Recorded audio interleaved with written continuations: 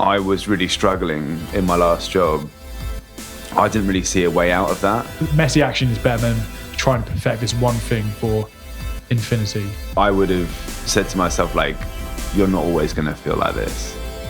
You know what I mean? Because I went through some difficult times. I'm not feeling this is the best thing in the world. I'm feeling I'm doing so, which is so hard, I'm doing so much, and actually I don't get anything back.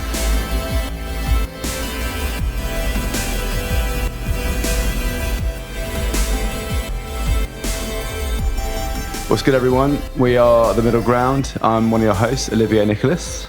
And I'm the other host, Rhys White. And today we're going to be talking about what we wish we knew when we were 20. Yes. Probably lots of things, I imagine. Yeah. But before we get onto that, we are giving away for free the Middle Ground method, where if you go on the link underneath this video in the description, all you have to do is chuck in your email. We will send you a free training plan from myself, a recipe book, a video of me explaining how to start your fitness journey. What did we get from you? Absolutely nothing. Nothing. No. just from me. No, you're going to learn how to reframe setbacks and failures and all this sort of stuff, and how to essentially improve your career trajectory by being more resilient and learning from all these setbacks and failures so that you can actually grow. Yeah. So you're going to be jacked and smash your career. That's all for free. That's pretty good. We should call it jacked and smash. Yeah. I think we might do that now, actually. That's sick. But right. So things that we wish we knew in our 20s. This was an interesting one because obviously, you know, I kind of when I sat down and went to think about things I wish I knew. Or I kind of imagine myself going back in time and telling my younger self what, things I should be doing. But at the same time, I thought it was interesting because I don't believe that people should really have regrets in a way. I do think like regrets is also some form of being a perfectionist. Do you know what I mean? Like when people look back and regret things, I'm just like, don't get so worked up about it. Like, I think at that very moment in time, the decision you made was based on, how you felt like you're doing the right thing at the time. And you could always look back at things and think you could have done things differently. So even though I kind of wrote down a few things, I was just kind of thinking like, I don't really regret any of these things because it's got me to where I am now. Do you know what I mean? Maybe that's not the best way to start the podcast, but no, but I know what you do. I do know what you mean because there, as you were sort of saying that, I was trying to sort of run my mind through like what I would do differently. It's like I think it's a bit like like Bill and Ted, how like they go back in time to like change things or this sort of thing. Yeah. And I just sort of feel like you wouldn't be the person you are today if you did that because I could say, oh, I wish I knew that I was going to start my own business, but then my actions when I was 20 might have been different, and then I wouldn't be the same person I am today as a result of that. Yeah. So it's a very, very interesting way to look at it. But for the sake of the podcast, that's it. No, actually, we've got no regrets. End of the podcast. But like, I think for me is interesting because even though I think some of mine are related to fitness, but there's also a more of a deeper meaning behind it as well. Because I think all the things I've learned through fitness has actually helped me, in things outside of fitness and starting a business and all that kind of stuff. So I'll go first. I think one for me, that if I went back in time to my younger self, in regards to training, I would advise that sometimes less is more. Okay. And the reason why, because I used to when I was getting into fitness. I used to think the harder I trained, the more exhausted I am after a session. I need to be drenched in sweat, gasping for air at the end of the session. The more I train in a week, the better. Train twice in a day, just try and do as much as I can. And I think that, you do get a kind of like a big hit of endorphins when you do train hard. You're like, oh man, that felt good. But when you do that consistently over a long period of time, like I did, you actually make yourself feel worse. I think it does more bad than good, in terms that you are actually just exhausting yourself all the time, mentally drained all the time, And it got to the point where I kind of like hit a wall and started getting injuries. And I know so many people who have that mindset of like, if they do a session and they're not drenched in sweat or absolutely exhausted, that doesn't really count as workout. They're chasing the calories more than actually just getting a good kind of session in. Yeah. And then since I transitioned and got a coach and essentially he made me train less in a week. So it dropped from like 7 sessions a week. I was doing like Monday to Sunday, sometimes twice in a day. He was just like, twice in a day? Yeah. But like, I think this is what happens, and is very common for you. Got to think. I was trying to get into fitness to improve my mental health and my health. I wasn't in the best shape, and I wasn't particularly happy with how I looked at the time. And then when you go into something and you start enjoying it and you start to feel good, you're just like more. This feels great. But then when I got a coach, he's like, right, only go to the gym 3 days a week and you could do 1 or 2 days of cardio. So that is massively reducing my training. Not only did I see better results, I lost weight and I got stronger. I built muscle quicker. I felt better as well. That just completely changed my mindset in everything. And also, I think you can use that in all aspects of life. That going all in on something like can be useful, but when you go too far in, it's like there's pros and cons of it basically. Yeah.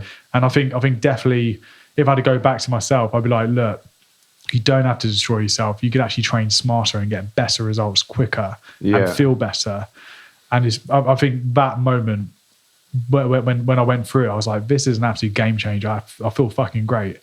I wish I knew. I think that was a point where I actually was like, I wish I knew that earlier.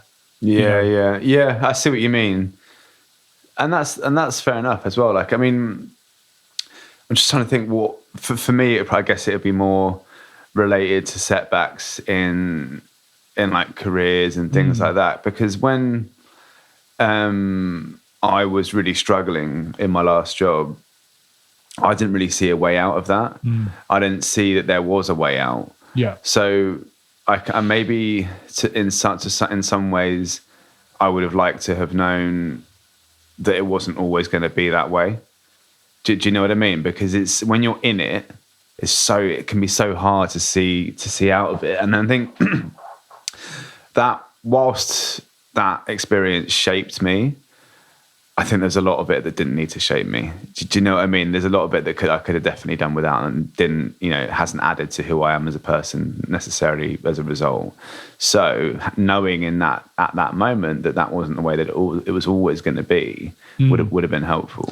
So would that be more of a case of like you wish you just took a bit more of a gamble or took a leap earlier in terms of career change? Because I could totally relate to this as well. Like me and you have been through the same experience where we're in a job and we hate it and we're just like, is this it forever? Right. But I think knowing what we know now, that we're both self-employed, we're doing, we're earning a living, we're doing good. That actually, maybe it's like you could have taken a bit more of a gamble sooner. Do you know what I mean? Or go out of a comfort zone or do something that kind of scary, because doing what we did was scary, isn't it? Just like quitting your job and setting up a business. I mean, it still is. Yeah, it still is. But it's just like, I suppose, it's interesting that you phrased it as like telling yourself that everything is going to be okay. So that's more about like, it's not going to last forever. But the way I see it, it's kind of like, actually, like maybe you should have just kind of gone for it or taken a bit more of a gamble sooner. Yeah. But again, it's like, so basically, like, what would you say is your lesson from that? My lesson from that is to always take action, even if you're not 100% sure about it. Yeah. So, good example of this is there's a ton of stuff that I've agreed to do essentially that will take me through to the rest of the year in terms of speaking online, at live events, doing workshops, all of this sort of stuff. I've committed to a lot of stuff that I haven't actually prepared for yet. And I think that the old me wouldn't have done that. The old me would have like over prepared, like, you know, put together everything and not actually taken action until I was happy with where it was. Which is funny. I was doing a talk this morning on imposter syndrome. Yeah. And the way that I've just described that is exactly what would be kind of commonly known as the expert imposter syndrome. So there's different kinds of imposter syndrome. You've got like the soloist, the expert, the perfectionist, all this sort of thing. And like, you're the perfectionist. I think it was the perfectionist. Yeah. I could tell that. Do you know what I mean? Yeah, So it's like, and I'm not now. Yeah. You know what I mean? There's no point, you know, being one now. But at that time, I would have been that perfectionist, and I would have obsessed over it until every detail was done, and then you know, you end up procrastinating and not doing anything. Yeah. You know what I mean? Yeah. So that is, I think, the biggest takeaway from me is just messy action. Yeah, you literally took the words out of my mouth. It's like messy action. I think it's like, you could. It's like when I used to try and prepare for a competition. I'd be like, you know, I'd only sign up when I'm ready. I'm just like, when am I ever going to feel ready? You just got to sign up. You could just sign up even if you're not ready, and then you're like, right, I've got a date to do it, and then you could do all the training because you know you got something to work towards.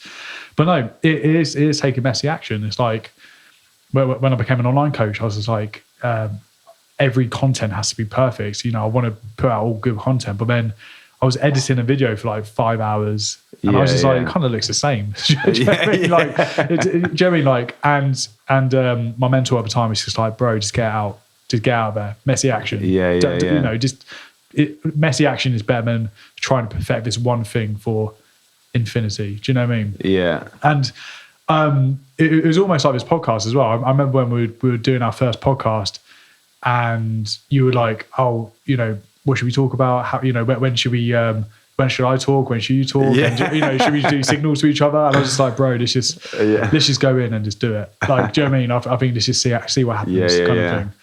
But like, so it's funny. I saw like an element of that perfectionist coming up. I was just like, we just need to dive in and do it. It's true. It does come up every now and again. You're right. Like, so I guess it hasn't completely gone, but I definitely do take more messy action than I ever would have done. But you should be proud, man. You've done a lot as well this year. Thanks, man. Yeah. It's do you know what? It's funny, isn't it? Because, you know, we talk about what would we say to ourselves when we were 20, and I say, you know, I would never have thought at the age of 20 that I was going to, you know, start my own business. And it really is a wild ride doing that. Do you know what I mean? I think, you know, even part of the reason I wouldn't say that is because I sort of don't really feel like I've fully done it yet. Do you know what I mean? Like, I feel like every week brings new feelings around starting my own business. Some weeks, I think, what the hell am I doing, sort of thing. Yeah. And then, like, you know, when you came over today and stuff, and, you know, you asked what I've been up to, and I had like a killer morning. It's like proper, like, set me up for the weekend. Do you know what I mean? You get the biggest highs and the biggest lows. Definitely. Yeah. Definitely. I think kind of relating to this conversation, I think, again, I think for me, it's like, messy action is one way of doing it, but just do things despite of fear. I think I used to just not do much things because I just thought I was going to be bad at it, or I just didn't have confidence in it, if that makes sense. Yeah. And I've learned that you don't have to be good at something to start. Yeah. But you get fucking good at it if you keep doing it. Yeah. Do you know what I mean? I think that's like the main thing. It's like me doing calisthenics. I went into it to learn how to do a handstand, to do muscle ups, to do, you know, to unlock all these new things I've never done before. And I was nervous. I'm like, this is completely new to me, and it's different to how I train right now. And I'm not good at these things, but I love how every day or every week I am just going, oh my God, I'm holding that position for 3 seconds longer than before. I'm doing this now. I'm nearly doing handstands. I never thought I'd ever do that before. Now, like, you smashed that calisthenics thing quite quickly, I thought. I'm loving it, mate. I'm absolutely loving it. It looks fun. And the thing is, just like, I just keep unlocking more and more movements, and more, you know, my strength is building. I'm unlocking new movements. I'm doing things better. I'm seeing improvements, and that's kind of what it's all about. And I think I think the old me would have if someone said, Rhys, do his calisthenics program, I'd be like, I can't do any of that. Like, I can't do that. And I think I was even talking to my mate about, he was, watching my progress on Instagram, and he was seeing me doing muscle ups and stuff like that. He's like, mate, that's amazing. Like, I can't believe you're doing that. Like, and I was like, and he said, I'll never be able to do anything like that. I was like, why not? Do you know what I mean? I was like, yeah. Why if I could do it, why couldn't you do it? Do you know what I mean? Yeah. But like, yes, maybe he doesn't go to the gym as much as me, or he's not as like fit as me, but I don't see any reason why he can't get the same coach as me and start from a different stage. Yeah, exactly. And just kind of gradually build up. So I think another thing as well is like when I'm talking about this stuff with you right now, these are the exact same things I'm going to be telling Luca, my son. Yeah. Like that I want to implement to him, because, you know, maybe again before I'll try something and I wasn't that much into sports, and I think I tried to play football once and I was really bad at it. Yeah. Maybe people were laughing at me because I was that bad. I was just like, oh, fuck this. I'm not made for this. But I kind of, if I was Luca in a few years' time, I'd be like, yeah, you're not good at it because you're just trying it for the first time, or it could have been a bad day, but let's just keep doing it and you might get better and you might improve on it. Do you know what I mean? I think I just didn't have any of that. Yeah. Yeah. I've really enjoyed watching your calisthenics journey. Like, genuinely, it's really cool because it's like, you know, from the very beginning when you were like, you know, you're fumbling it a little bit, but like you can really see that progression. And this a similar sort of thing came up in my talk this morning, where when I was talking about imposter syndrome, like the first thing I said to the people who were at the talk, I said, like, show of hands, who's ever felt like they're winging it, right? And then hands went up and stuff. So then, and then we kind of we unpacked a bit more from that point. And then what we did was we talked about, okay, what's one thing where you think you're winging it? What's the thing that you think you did really well recently? What's an area where you'd like to improve your skills, so like public speaking or whatever? And then finally, like the fourth one is the reframe. So it's like these instances where you're talking about where you're winging it, then the fact of the matter is you've done it, right? So you've done the thing, like to whatever standard, whatever, you've done the thing. So is that not a growing stepping stone? And the reason I'm relating that to your calisthenics journey is because like each time you improve was a different stepping stone. So like, and at the beginning you probably felt like you're winging it a bit as well. Do you know what I mean? Because it's like a new thing. Yeah. And then you wing it. And I hate the term fake it till you make it, because I don't like that turn of phrase, but that idea of keep improving gradually over step by step by step. And then you get to, and then it builds confidence, because if you don't ever take the step, if you don't ever wing it, you're never going to build that confidence up. Yeah, I don't think there's anything wrong with winging it, like you said, at all. Yeah. I think I'm winging most of my business and training and all that kind of stuff. Like, I don't know. It's just like, I suppose winging it, it's just you're trying it anyway.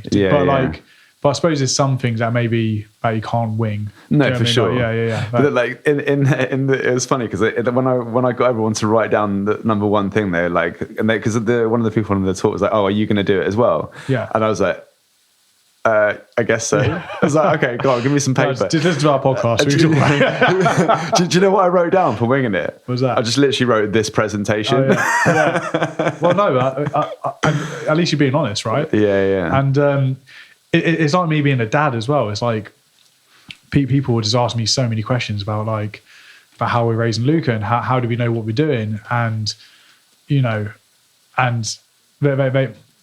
think me and Emily do a good job that we give off the impression that we're under control and we've got things under control. But when people ask us questions, I'm like, I don't know. We're like, but shouldn't you know you're like a dad now? I was like, I'm just winging it. Do you know what I mean? I have no choice but to wing it, but I have to do something. Do you know what I mean? I'm just like adjusting to things every day. I don't have like a clear plan in place of like how I should be as a dad. Things happen. I'm just like, right, just got to take action. Okay, so here's a question then. So, with this whole idea of talking about what we would do differently at 20, like as a new father, would you give yourself advice from the beginning of your journey? Do you think? I know it's not when we were 20, but would you give your do you see what I mean? Have I opened a can of worms? No, like, oh man, you know what? I think that would be one thing where I'm just like, bro, in a year's time or like in 3 years' time, you're going to have a kid. Here, I've written out a list for you, what to expect in the first few months, because no one tells you that. Yeah. No one tells you that. Do you know what I mean? And I'll probably give myself that list and be like, it's going to be okay. It does get better. Yeah. Because I think when I did ask my mates who are parents, and I don't have many of them, a lot of them were just like, oh, it's great. Oh, it's brilliant. Being a dad is amazing. And then I became a dad, and it was so hard. You guys lied. Yeah, no, so chaotic, so hard. But also, I kind of struggled to have a connection with Luca for the first few months. Because if he cried, he did a knee changing, or he was fed. It was most of the time he just had to go to the mum for breastfeeding. Yeah. I thought the first few months I'd be really kind of hands on and helping out, but actually, baby cried 9 times out of 10, he'll go to Emily. So then when you're like having sleepless nights and you're putting so much energy and effort into raising this like newborn baby, but you don't get anything back. You don't get anything back. No smile, no thank you, mate. Thanks for changing my nappy. You are just like, fucking hell, like I don't really have. It sounds quite rude, actually. This kid. Yeah, but I was struggling to have a connection with it. I was like, I'm not feeling this is the best thing in the world. I'm feeling I'm doing so, which is so hard. I'm doing so much, and actually, I don't get anything back. And then when he gets to a point where he starts smiling, and you can make him laugh, and he recognizes you when you walk into the room, I was like, oh, this is what it feels like. Yeah. But no one told me the first 3 months of it. And even when I saw my guy mates again, I was like, you didn't tell me it was that hard. He was like, oh yeah, it's well hard. I was like, why did you tell me?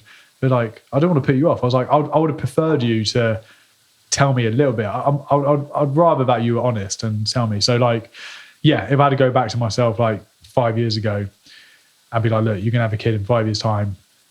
Expect it to be hard.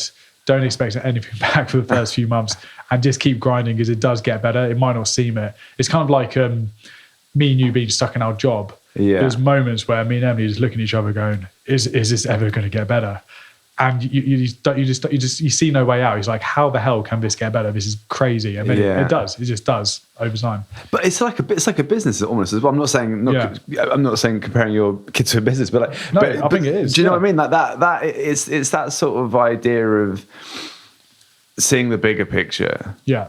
You know, rather than, and I think it's not always easy to see the bigger picture. I certainly have been in situations where it's very difficult to see the bigger picture. I think probably a good example of that is when we lost those recordings at the Brown Bear Studio, and I did not see the bigger picture.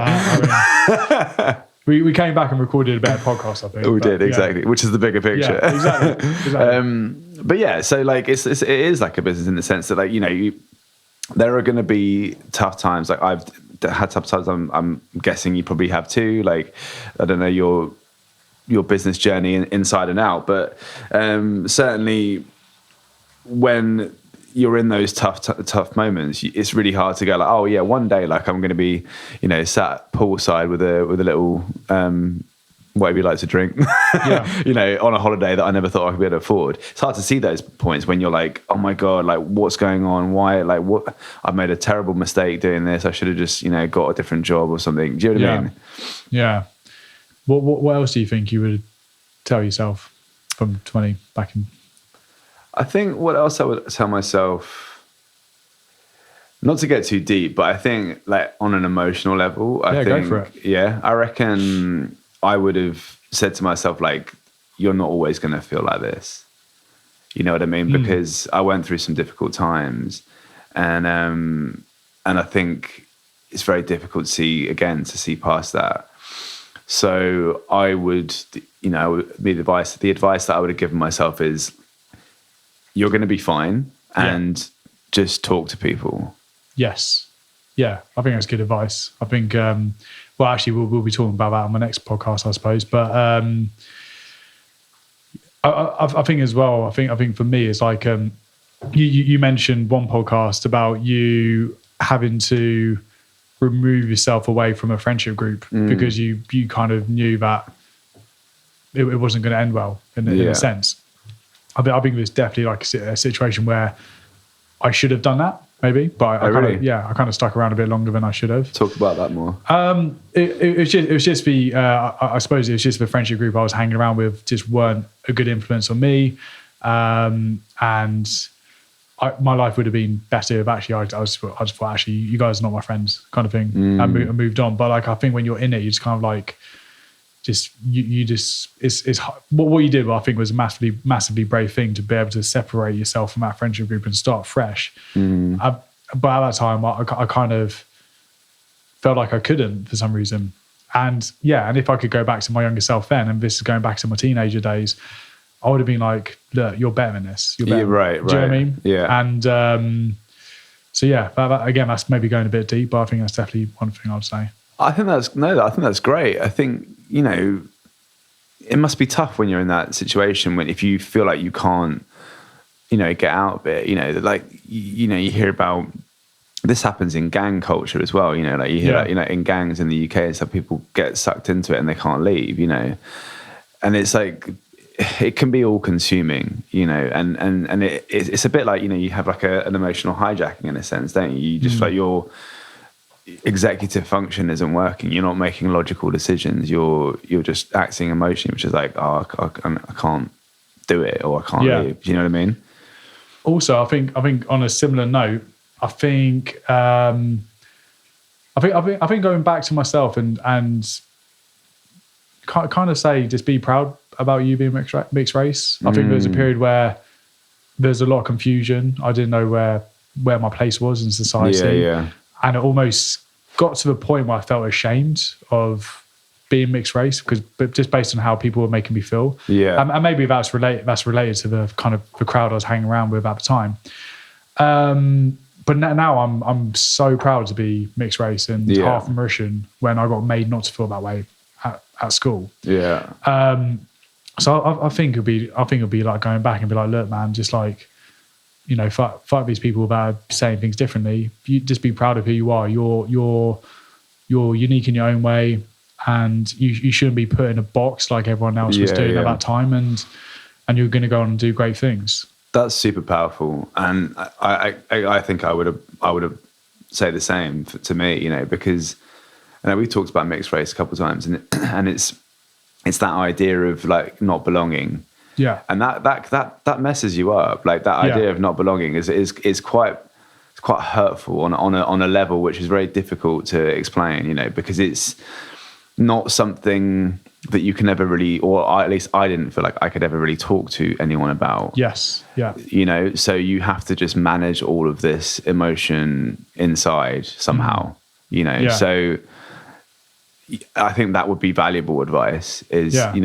You are who you are. It's completely fine that you're these two things. They are two things, and that's fine. Yes. Yeah. But again, just like at that moment in time, it just felt, it's so hard to, again, there's no one else to talk to about it, I suppose. And I think it was when we met and we started talking about it, I was just like, we were both like, fuck. Someone else felt the same way. Oh no, that's crazy. Yeah. And that I think we were both kind of okay with it, but by the time we spoke about it, but it kind of did bring back a lot of emotions. And also in terms of like communicating, it's good to have you to talk to in terms of talking about business, because we're both self-employed. We both go through the same things. We both go through the same emotions. So it's good having you to talk to on that level as well. Which again, like maybe you couldn't really get with someone else. Honestly, like I think so. I completely agree. Like, this the whole reason we started this podcast, right? Or even if I did get it wrong, it's meant to be on your podcast.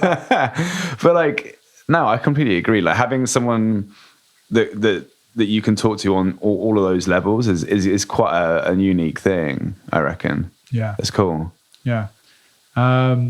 I can't really think of anything else. I think we covered quite a lot, actually. We did, yeah. How would you kind of wrap it up then, do you reckon? Well, I think, again, I could frame it as me telling my younger self, but it will be me telling my son now. Yeah. And it would be just like, don't be scared to try things out. If you want to do something, just make sure you keep doing it so you get better at it. Another thing I didn't mention is maybe don't care what people think. Yeah. Which I think kind of links with my upbringing as a mixed race kid, is that I did care what people think, and that had an impact on me. But also there's been a few moments in my life where if I did care what people think and I went and I made decisions based on what they thought or what they thought was best for me, then I wouldn't be where I am now. Do you know what I mean? Yeah, like if you care too much about what people think, and you just wouldn't be able to get things done. Do you know what I mean? So yeah, I think they're the kind of like the top three things that maybe I'll tell myself when I'm 20, or I'll tell Luca when he grows up.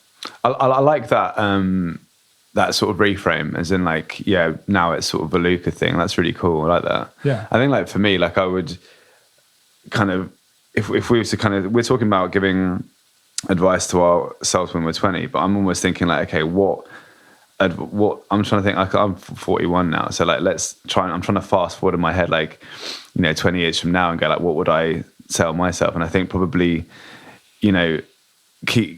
how I am now isn't how I'm going to be in 20 years. So I think just embrace the journey. Yeah. Do you know what I mean? Another thing that's interesting, and we'll finish up on this point, it's like, but even growing up as a kid, and I've been in situations where I'm getting advice off my parents, and they've been there and done it, right? But at the time, even then, I'm just like, I don't listen to their advice because I'm just doing what I feel is right in the moment. Yeah. But then looking back, I'm like, obviously my dad was right. Do you know what I mean? Like, what an idiot. Why did I not choose to take his advice? Do you know what I mean? Like, or when one of my girlfriends broke up with me 10 years ago or whatever, I was really upset about it. My dad was like, don't worry about it, man. Like, there's plenty of girls out there. And I was like, no, there's not. There's this one. And I got really upset about it. But I'm looking back, I was like, why did I get so upset about that? Yeah. At the time, again, this is kind of like what we were talking about regrets. You could have regrets, but at that moment in time, and in the situation that you were in, you made the best decision. Right. In that moment in time. Do you know what I mean? Like, so it doesn't matter if like I popped out of nowhere. I was like, Rhys, like, make sure you do this. I'd be like, who's this guy? No, I'm all right, man. What's Morgan Freeman doing? Yeah.